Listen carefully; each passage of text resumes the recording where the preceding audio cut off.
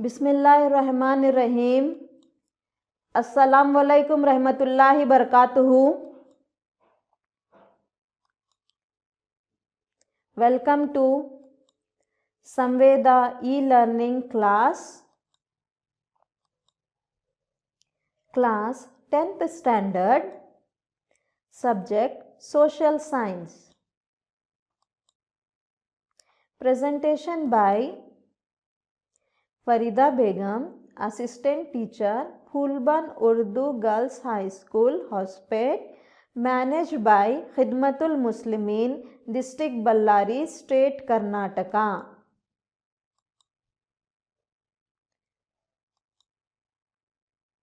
प्यारे बच्चों, पिछली जमात में हमने जमाते दहम का मजमून समाजी साइंस से तारीख हिस्से का 4वां सबक पढ़ा था, कर्नाटक में अंग्रेजी हुकूमत के खिलाफ तजादात। पहला हिस्सा पढ़ चुके हैं हम। आइए आज हम इस सबक का दूसरा हिस्सा पढ़ लें। तमहीदी सरगर्मी। कर्नाटक में अंग्रेज़ों के खिलाफ तजादात के असबाब क्या है, बयान करो। शाबाश। कर्नाटक मुख्तलिफ सियासी हुकूमतों में बढ़ गया था। अंग्रेज़ सियासी उरूज हासिल कर चुके थे। अंग्रेज़ तिजारती और ज़राती इलाक़ों में लोगों का इस्तेहसाल करने लगे थे। अंग्रेज़ लोग हिंदुस्तानी लोगों को, किसानों को मजबूर करते थे कि वो ज़्यादा से ज़्यादा लगान दे। अगर कुछ फसल ना हो, बारिश ना हो, खाद साली का मौसम हो, तब भी वो लगान को माफ़ नहीं करते थे। किसी भी तरह उन्हें लगान अदा कर देना पड़ता था। और यहाँ पर कारीगर, ताजिर लोग भी बेरोज़गार हो गए थे, क्योंकि इंग्लैंड में सनती इनकलाब आने की वजह से वहाँ पर तैयार शुदा अशिया हिंदुस्तान के मार्केट में लाकर भेजते थे, जिसकी वजह से हिंदुस्तानी चीज़ों की मांग कम होने लगी। अंग्रेज़ों की बनाई हुई अशिया ज़्यादा फ़रोख्त होने लगी, जिसकी वजह से हिंदुस्तान के दस्तकार बेरोज़गार होने लगे। तो यहाँ पर किसान, ताजिर और हिंदुस्तानी दस्तकार बेरोज़गारी का सामना करना पड़ रहा था। मुकामी हुक्मरानों को सियासी बेचैनी होने लगी थी, क्योंकि अंग्रेज़ इनके सियासी मामलात में दखल अंदाज़ी करने लगे थे, जिसकी वजह से कर्नाटक के बहुत सारे इलाके अंग्रेज़ों के ख़िलाफ़ होने लगे। अंग्रेज़ों के ख़िलाफ़ जद्दोजहद करना शुरू किए। दूसरी एंग्लो मैसूर की जंग के नताइज बयान करो। दूसरी एंग्लो मैसूर जंग 1781 में पोर्टो नोवे नामी मुकाम पर हुई जंग हैदर अली को शिकस्त हुई। ये जंग, दूसरी एंग्लो मैसूर जंग हैदर अली और अंग्रेज़ों के दरमियान शुरू होती है। ये जंग का रुख बदलकर अंग्रेज़ों का इस्तेहकाम बढ़ाने लगा। हैदर अली को पुलिकट और सोलिगनूर की जंग में माशी व इक़्तिसादी तबाही हुई। इस जंग के दौरान 7 दिसंबर 1782 में बीमारी की वजह से हैदर अली की वफ़ात हुई। हैदर अली की वफ़ात के बाद इनके बेटे टीपू सुल्तान ने जंग को आगे बढ़ाने में मलबार के साहिल पर जंग शुरू की और जंग जारी रखे। टीपू सुल्तान मंगलूर की तरफ बढ़ते हुए अंग्रेज़ों को फ़ौज को शिकस्त देते हैं और अंग्रेज़ इनके साथ मुआहदा करने पर मजबूर हो जाते हैं। तो मुआहदा मंगलूर यहाँ पे करते हैं 1784 सन ईस्वी में। यहाँ पर भी वही होता है जो मुआहदा मद्रास में होता है, यानी तरफ़ैन अपने अपने मकबूजा इलाक़े को वापस लौटाना, क़ैदियों को वापस लौटाना और बैरूनी हमलों की सूरत में एक दूसरे की मदद करना।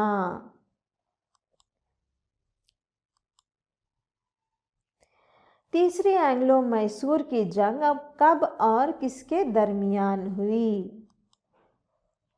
शाबाश, सही जवाब। तीसरी एंग्लो मैसूर जंग 1789 से 1792 सन ईस्वी में होती है। अंग्रेज़ों और टीपू सुल्तान के दरमियान हुई और ये जंग मुहायदा श्रीरंगपट्टन पर ख़त्म होती है। इसकी वजह से टीपू सुल्तान को बहुत सारा हर्जाना भरना पड़ता है और अपने बेटों को ज़मानत के तौर पर अंग्रेज़ों के हाथ में देना पड़ता। श्रीरंगपट्टन मुहायदे पर नोट लिखो। टीपू सुल्तान अपनी आधी सल्तनत छोड़ देना, अंग्रेज़ों के हवाले कर देना, इस मुहायदे की पहली शर्त थी। जंग की तलाफी के लिए 3 करोड़ रुपये देना, जंग ना करने की तलाफी नुकसान भरने की गारंटी के तौर पर अपने 2 बेटों को ज़मानत रखना। आगे वो जंग नहीं करेंगे, इसकी ज़मानत के तौर पर, इसकी गारंटी के तौर पर अपने 2 बेटों को ये अंग्रेज़ों के पास ज़मानत के तौर पर रखना था। जंग में कैद हुए कैदियों को रिहा करना था। चौथी एंग्लो मैसूर जंग। तो आइए बच्चों, आज हम चौथी एंग्लो मैसूर जंग के मुताल्लिक़ ये किस तरह ख़त्म हुई, इसके बाद मैसूर के हालात क्या थे, कित्तूर रानी चन्नम्मा के मुताल्लिक़ और दोंडिया वाक़ के मुताल्लिक़ आज हम मालूमात हासिल करेंगे। चौथी एंग्लो मैसूर जंग के असबाब क्या थे? टीपू सुल्तान ने अंग्रेज़ों के ख़िलाफ़ सियासी सरगर्मियों को और तेज़ कर दिया। यहाँ पर ये ठान लेते हैं कि अंग्रेज़ों को हिंदुस्तान से बाहर निकालना है, किसी भी सूरत हाल में इनको यहाँ से निकालना ही है। 1798 सन ईस्वी में लॉर्ड वेलेस्ली हिंदुस्तान का गवर्नर जनरल बनकर हिंदुस्तान आया तो टीपू सुल्तान के मुखालिफ सरगर्मियों को तेज़ी मिली। यहाँ पर 1798 सन ईस्वी में अंग्रेज़ी ऑफिसर लॉर्ड वेलेस्ली आते हैं और इनको यहाँ पर पता चलता है टीपू सुल्तान कितने बहादुर हैं और वो कितने चालाक हैं, कैसा वो जंग कर रहे हैं अंग्रेज़ों के ख़िलाफ़, ये तमाम भी इनको मालूम हो जाता है। टीपू सुल्तान के हिंदुस्तानी हुक्मरानों को एकजा करने में अपनी तरफ करने की कोशिश की। तमाम हिंदुस्तानी राजाओं को ये मुत्तहिद करते हैं और बोलते हैं कि आओ हम सब मिलके साथ में जंग करके अंग्रेज़ों को यहाँ से बाहर निकालें। टीपू सुल्तान के फ्रांसीसियों से इकट्ठे हुए दोस्ताना ताल्लुकात ने लॉर्ड वेलेस्ली के जज्बात में नफ़रत भर दी, क्योंकि अंग्रेज़ फ्रांसीसियों के मुखालिफ थे और ये बात टीपू सुल्तान को पता थी। तो इसलिए टीपू सुल्तान क्या करते हैं, फ्रांसीसियों का साथ पूछते हैं, दोस्ती का हाथ बढ़ाते हैं। ये बात वेलेस्ली को मालूम हो जाती है, वो टीपू सुल्तान से नफ़रत करने लगते हैं। अंग्रेज़ों ने कई गैर ज़रूरी शराइत वाले मुआहदे को मानने के लिए टीपू सुल्तान से कहा, मगर टीपू सुल्तान ने साफ इनकार कर दिया। यहाँ पर लॉर्ड वेलेस्ली ओहदे मुआविनत की पॉलिसी राइज करते हैं। इस पॉलिसी के तहत, इस उसूल के तहत, इस मुआहदे के तहत अगर कोई हिंदुस्तानी राजा ओहदे मुआविनत पर दस्तखत कर देता है तो उसे ये हक़ नहीं रहता कि वो किसी के साथ जंग करे, किसी के साथ दोस्ताना ताल्लुक़ कायम करें और अपने ख़िले में एक रेसिडेंट अंग्रेज़ी ऑफिसर को भी वो रखना था और पूरे अंग्रेज़ी हुकूमत की फ़ौज की ज़िम्मेदारी हिंदुस्तानी राजा के हक़ में थी। उसकी देखभाल, उनके तनख्वाहों का खर्चा पूरा सब ने हिंदुस्तानी राजा को संभालना पड़ता था।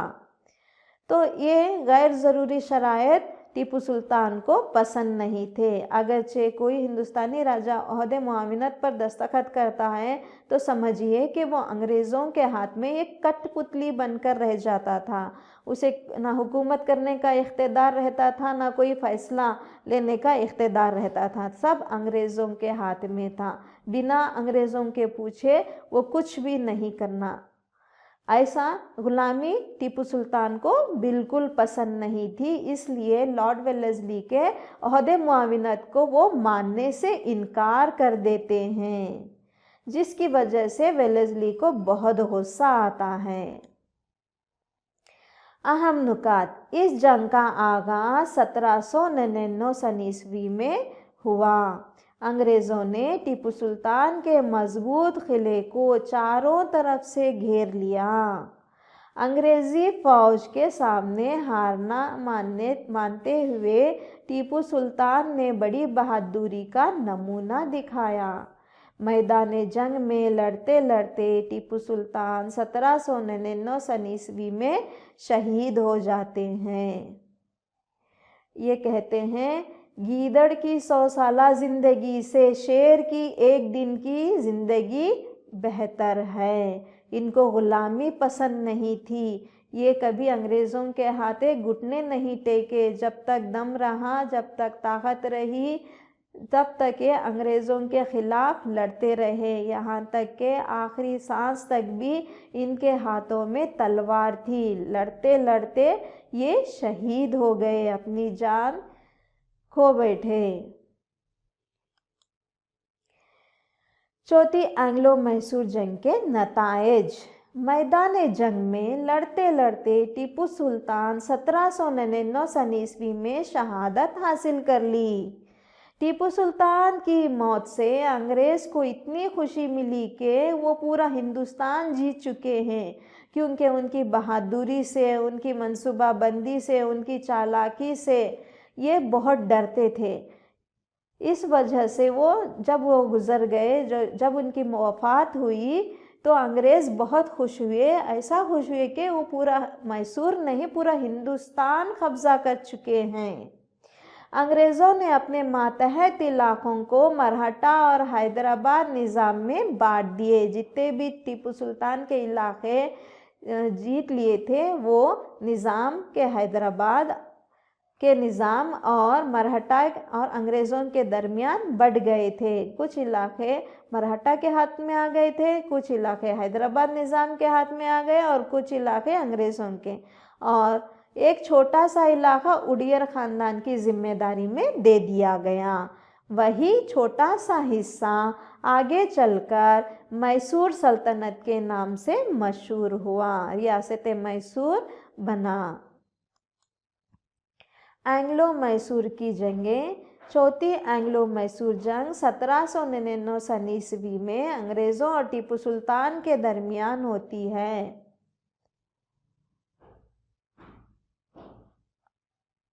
और यहाँ पर टीपू सुल्तान की वफ़ात हो जाती है। आइए नेक्स्ट कर्नाटक में फिर एक मुजाहिद के मुताल्लिक़ मालूमात हासिल करेंगे। डोंडिया वाघ। डोंडिया वाघ चन्नगिरी के मराठा ख़ानदान में पैदा हुए। डोंडिया की हिम्मत और हौसला देखकर लोग इनको वाघ बुलाते थे। मराठी में वाघ का मतलब होता है बाघ के, यानी शेर के। इन्होंने हैदर अली की फ़ौज में एक सिपह सालार की हैसियत से काम किया। निजी तौर पर अपनी फ़ौज भी तश्कील दी। जब हैदर अली के फ़ौज के बाहर आ गए तब ये अपनी फ़ौज तश्कील दिए। इन्होंने शिवमोगा और बिदनूर के क़िलों को कब्ज़ा कर लिया।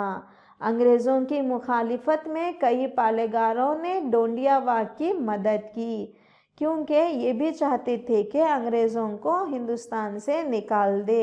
ये इनका जुल्म किसानों पर, मासूम लोगों पर बहुत ज़्यादा हो रहा था, इसलिए तमाम किसान और लोग इनके मुखालिफत शुरू कर दी। डोंडिया वाघ ने वेलेस्ली की मुखालिफत की। इनके ओहदे मुआविनत की मुखालिफत की। फ्रांसीसियों से भी वाग को मदद मिली थी क्योंकि फ्रांसीसी अंग्रेज़ों के खिलाफ थे, इसलिए वाग भी फ्रांसीसियों की मदद लेते हैं।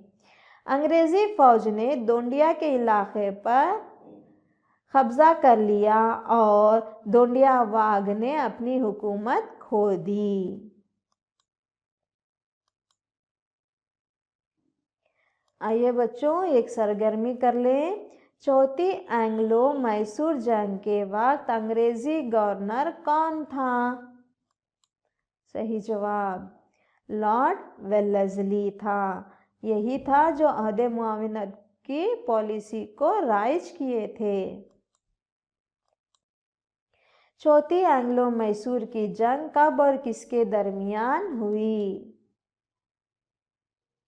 चौथी एंग्लो मैसूर जंग 1799 सन ईस्वी में अंग्रेज़ों और टीपू सुल्तान के दरमियान हुई।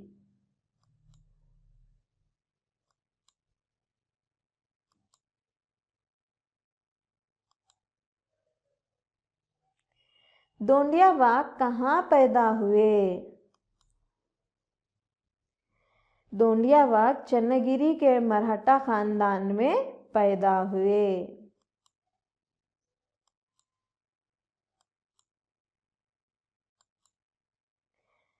दोंडिया वाग के कारनामे क्या हैं?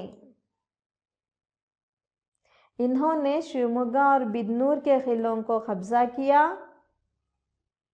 अंग्रेज़ों की मुखालिफत में कई पालेगारों ने दोंडिया की मदद की।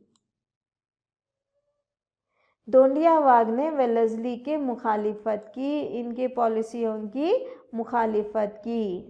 फ्रांसीसियों ने भी वाग की मदद की क्योंकि वो भी नहीं चाहते थे कि अंग्रेज़ हिंदुस्तान पर हुकूमत करें। अंग्रेज़ी फ़ौज ने दोंडिया के इलाकों पर कब्ज़ा कर लिया और दोंडिया वाग की अब पूरी की पूरी हुकूमत अपने कब्ज़े में कर लिए। दोंडिया वाग इस तरह से अपनी हुकूमत खो देते हैं। दोंडिया वाग की हुकूमत के असरात क्या हैं? दोंडिया वाग ने अपनी हुकूमत खो दी, पूरी हुकूमत अंग्रेज़ों के हाथों चली गई। शिकारीपुर में अंग्रेज़ों ने कब्ज़ा कर लिया। अंग्रेज़ों ने एक वसी जोग्राफियाई इलाके तक वाग का पीछा किया और वाग के सिपाहियों को कत्ल कर दिया। वाग का इख्तिताम। लॉर्ड वेलेस्ली ने वाग को ख़त्म करने का फ़ैसला कर लिया। ये ना चाहते थे कि इनकी मुखालिफत से और लोग अंग्रेज़ों के ख़िलाफ़ हो जाएं, तो इनको ख़त्म करने का मंसूबा बना रहे थे अंग्रेज़। अंग्रेज़ों ने मुकामी राजाओं की मदद तलब की। शिकारीपुर पर दोबारा कब्ज़ा करते हुए वाग की फ़ौज को तहस नहस कर दिया। दोंडिया वाग की फ़ौज को अंग्रेज़ी फ़ौज ने चारों तरफ से घेर लिया था। दोंडिया वाग की निगरानी फ़ौज में अंग्रेज़ों ने हमला किया था। कोंगल नामी मुकाम पर वाग का कत्ल किया गया। अंग्रेज़ों ने इनको कत्ल कर दिया। कित्तूर की मुखालिफत। कित्तूर में मशहूर थी कित्तूर रानी चन्नम्मा। मसला अल्लाह की मुखालिफत में उठने वालों में रानी चन्नम्मा भी एक हैं। कित्तूर बेलगाम ज़िले का एक छोटा सा गांव है। यहाँ पर रहने वाली रानी कित्तूर रानी चन्नम्मा। मल्लसा राजा की मौत के बाद इसका बेटा शिवलिंगा रुद्रस राजा हुकूमत संभाला, लेकिन इसकी जिस्मानी हालत के एतबार से सल्तनत की हकीकी हुक्मरान रानी चन्नम्मा ही थी। शिवलिंगा रुद्रस राजा ने मराठा जंग में अंग्रेज़ों की तरफदारी की थी। इसी वजह से अंग्रेज़ी सरकार ने इसको विरासती तौर पर सालाना मुआवजा दिया था। मुआवजा अदा कर रहे थे अंग्रेज़ इनको। ये मुआहदा थॉमस मुनरो के दौर में किया गया था। देखिए बच्चों, ये बहुत अहम है। कित्तूर रानी चन्नम्मा का किरदार आपको इम्तिहान में पूछते हैं, गौर से पढ़ लीजिए। एक मर्तबा मैं दोबारा से आपको ये पढ़ाती हूँ अहम नुकात। तो देखिए, ये इम्तिहान के एतबार से अहम है। मसला अल्लाह की मुखालिफत में उठने वाले में रानी चन्नम्मा भी एक है। मसला अल्लाह का मतलब होता है, ये लॉर्ड डलहौजी राइज करते हैं, अगर किसी हिंदुस्तानी राजा की नरीना औलाद नहीं रहती है, उसकी वफ़ात के बाद उसकी हुकूमत के इलाके अंग्रेज़ों के निगरानी में आ जाते हैं, उनके कब्ज़े में आ जाते हैं। इसे मसला अल्लाह का कहते हैं। इसकी खिलाफत करने वाले कित्तूर रानी चन्नम्मा ही थे। उसमें से एक इनो भी थे। कित्तूर बेलगाम का एक ज़िला, एक छोटा सा गांव है। मल्लसा राजा की मौत के बाद इसका बेटा शिवलिंगा रुद्रस राजा हुकूमत को संभाला, लेकिन इसकी जिस्मानी हालत के एतबार से सल्तनत की हकीकी हुक्मरान रानी चन्नम्मा ही थी। शिवलिंगा रुद्रस राजा ने मरहट्टा जंग में अंग्रेज़ों की तरफ दारी की थी, इसलिए अंग्रेज़ी सरकार सालाना मुआवजा इनको अदा करती थी। ये मुआहदा थॉमस मुनरो के दौर में हुआ था। ये देखिए कित्तूर रानी चन्नम्मा की तस्वीर। शिवलिंगा रुद्रस राजा मौत हो जाने के बाद इसकी कोई औलाद, नरीना औलाद नहीं थी। रानी चन्नम्मा ने शिवलिंगप्पा नामी लड़के को गोद लिया और हुकूमत की भागदौड़ संभालने लगी। धारवाड़ के कलेक्टर मसला अल्लाह के तहत हुकूमत पर अपना कब्जा जमाना चाहते थे, लेकिन इनकी ये कोशिश नाकाम रही, क्योंकि कित्तूर रानी चन्नम्मा इनकी मुखालिफत करते हैं और कब्ज़ा करने से रोकते हैं। 1824 में इस कानून के तहत कित्तूर के हुकूमत को अंग्रेज़ी हुकूमत में शामिल करने का फ़ैसला लिया गया। अंग्रेज़ों ने कित्तूर के ख़जाने में मौजूद करोड़ों रकम को अपनी कब्ज़े में कर लिया। रानी चन्नम्मा ने कोशिश की कि जंग का ऐलान किया, मसला अल्लाह की मुखालिफ करते हुए अंग्रेज़ों के ख़िलाफ़ जंग का ऐलान करते हैं। 1824 में रानी की फ़ौज ने अंग्रेज़ी फ़ौज पर हमला किया था और गोली का निशाने से मारा गया था। कई अंग्रेज़ी फ़ौजियों को कैद कर लिया गया। कित्तूर पर अंग्रेज़ों का कब्ज़ा हो गया। रानी चन्नम्मा और दीगर फ़ौजियों को बैल होंगल के किले में कैद कर लिया गया। 1829 में रानी चन्नम्मा की मौत हुई। यादा। चलिए बच्चों, आपको चंद सवालात करती हूँ, इसके जवाबात दीजिए। चौथी एंग्लो मैसूर जंग के असबाब बयान करो। टीपू सुल्तान ने अंग्रेज़ों के ख़िलाफ़ सियासी सरगर्मियों को तेज़ कर दिया। 1798 ईस्वी में लॉर्ड वेलेस्ली ने हिंदुस्तान का गवर्नर जनरल बनकर हिंदुस्तान आया तो टीपू सुल्तान की मुखालिफ सरगर्मियों को तेज़ी मिली। टीपू सुल्तान की हिंदुस्तानी हुक्मरानों को एजा करने की अपनी तरफ कर लेने की कोशिश की। टीपू सुल्तान के फ्रांसीसियों से किए हुए दोस्ताना ताल्लुकात ने लॉर्ड वेलेस्ली के जज्बात में नफ़रत भर दी। अंग्रेज़ों ने कई गैर ज़रूरी शराइत वाले मुआहदे को मानने के लिए टीपू सुल्तान से कहा, मगर टीपू सुल्तान ने उस मुआहदे को मानने से इनकार कर दिया, क्योंकि इनको गुलामी पसंद नहीं थी। चौथी एंग्लो मैसूर जंग के नताइज बयान करो। मैदान जंग में लड़ते लड़ते टीपू सुल्तान 1799 में शहादत हासिल कर ली। टीपू सुल्तान की मौत से अंग्रेज़ों को इतनी खुशी मिली कि वो पूरा हिंदुस्तान जीत चुके हों।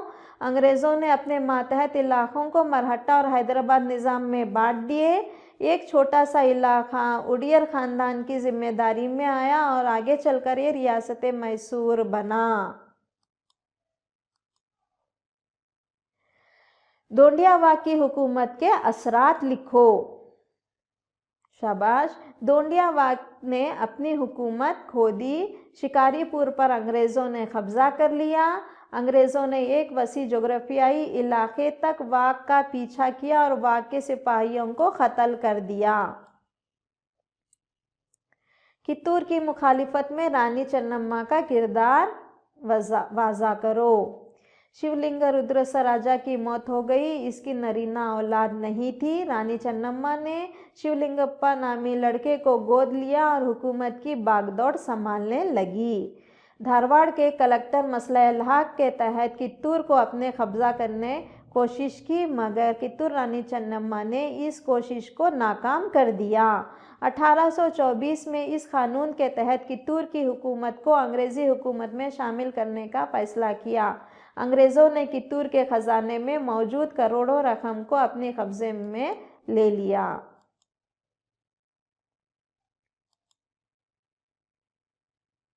रानी चन्नम्मा के तमाम कोशिशों को नाकाम बनाने के लिए जंग का ऐलान किया। 1824 में रानी की फ़ौज ने अंग्रेज़ी फ़ौज पर हमला किया, गोली निशानी से मारा गया। कई अंग्रेज़ी फ़ौज को कैदी बना लिया गया। कित्तूर पर अंग्रेज़ों ने कब्ज़ा कर लिया। रानी चन्नम्मा दीगर फौजियों के साथ बैलहोंगल के किले में कैद कर लिया गया। 1829 में रानी चन्नम्मा की मौत हुई।